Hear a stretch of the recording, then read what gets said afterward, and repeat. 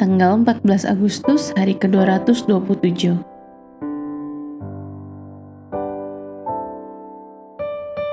Refleksi dan penyembahan.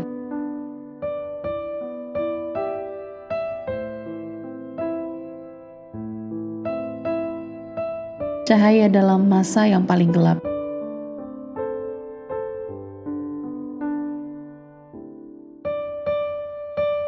Ketika hidup diisi dengan bayangan, carilah sinar matahari. Refleksi. Kadang-kadang melalui khotbah-khotbah, momen keheningan dan pengajaran dengan simbol-simbol objektif, Yeremia menghadirkan konsekuensi fatal dari ketidakpatuhan orang-orang Yehuda. Khotbah-khotbahnya diabaikan oleh beberapa orang dan dicemooh oleh yang lain. Karakternya dan maksudnya diragukan. Akhirnya, Yeremia dilemparkan ke dalam sumur berlumpur, di mana ia tenggelam hingga titik terendah dalam sejarah, cara harafiah dan kiasan. Namun, melalui semua itu, Tuhan bekerja dalam dan melalui utusan terpilihnya ini. Saat Yerusalem jatuh oleh serangan Babel, Yeremia dibebaskan dan dibawa ke Mesir.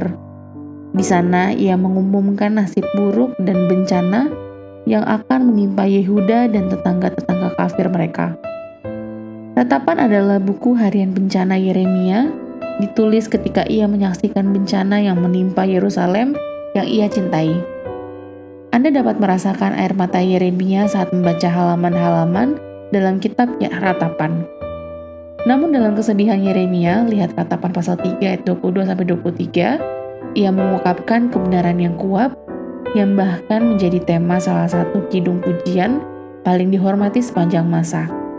Besarlah kesetiaanmu. Pemerintahan bangkit dan runtuh, ekonomi hancur, bahkan pemimpin rohania bisa mengecewakan. Namun, kasih karunia Tuhan tidak pernah gagal.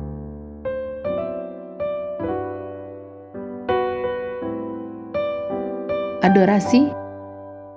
Pernahkah Anda merasakan kegelapan total?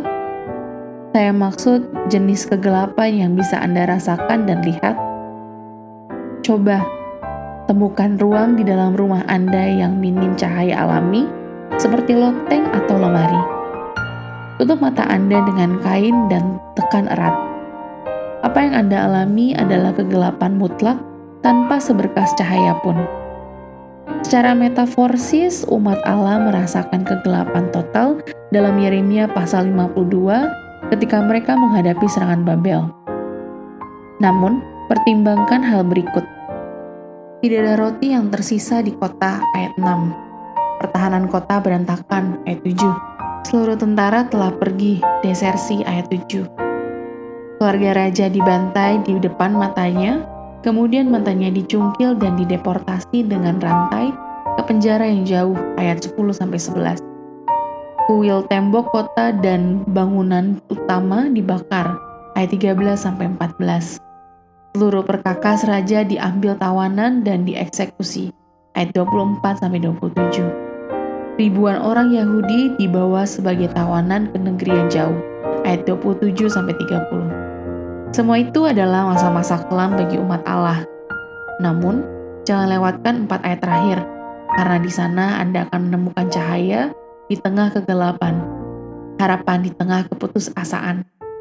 Meskipun Ewil-Merodach, Raja Babel, tidak memiliki alasan duniawi untuk menunjukkan belas kasih kepada Raja Yehuda yang diasingkan, tetapi itu terjadi. Mengapa? Karena Tuhan belum selesai dengan umatnya.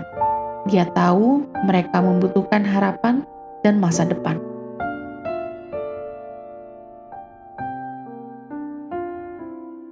Aplikasi.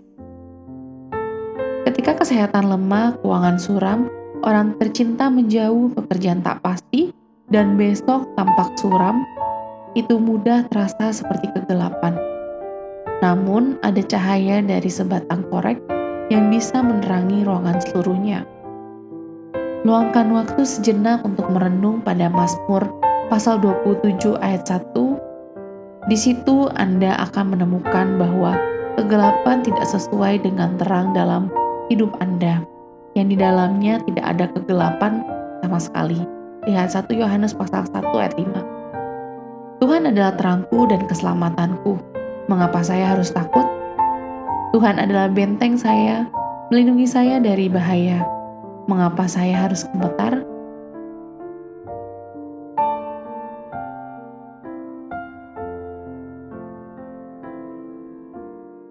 Demikian renungan hari ini. Jika Anda ingin mendengarkan bacaan Alkitab hari ini, silakan buka tautan video yang tersedia di layar Anda. Amin. Tuhan Yesus memberkati.